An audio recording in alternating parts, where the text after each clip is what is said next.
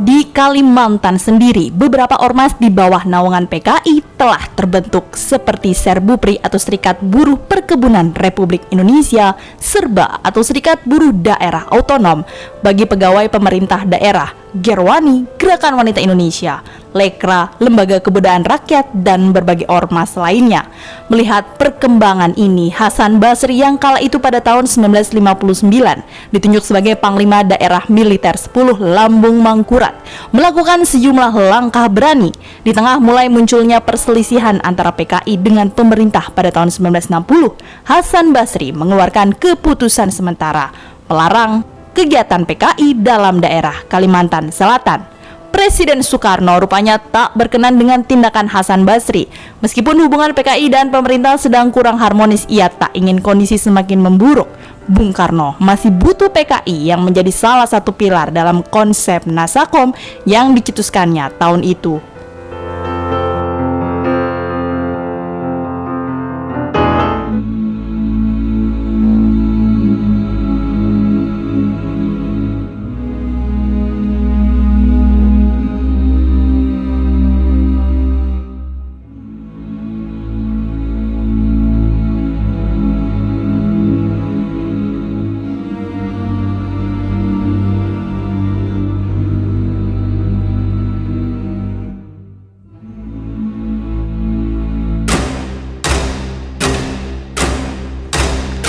Saat diselenggarakan rapat ketua Peperda se-Indonesia pada November 1960, Hasan Basri diminta oleh Presiden Soekarno untuk menjelaskan penolakannya mencabut pembekuan PKI di Kalimantan Selatan.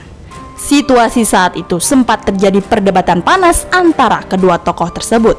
Selanjutnya, Presiden Soekarno kembali meminta Hasan Basri untuk patuh sampai 2 kali malah. Tapi lagi-lagi mantan Pangdam 10 Lambung Mangkurat ini tetap bergeming. Hasan Basri enggan menganulir keputusannya.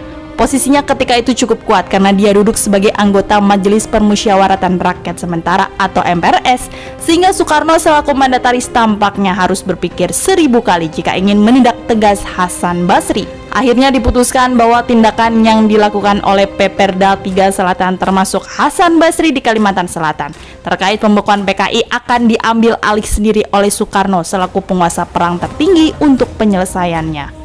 Apa yang terjadi kemudian? PKI akhirnya bisa beraktivitas lagi di 3 daerah itu pada 1961. Namun Presiden Soekarno tampaknya masih kesal dan marah terhadap pembangkangan yang ditunjukkan oleh Hasan Basri.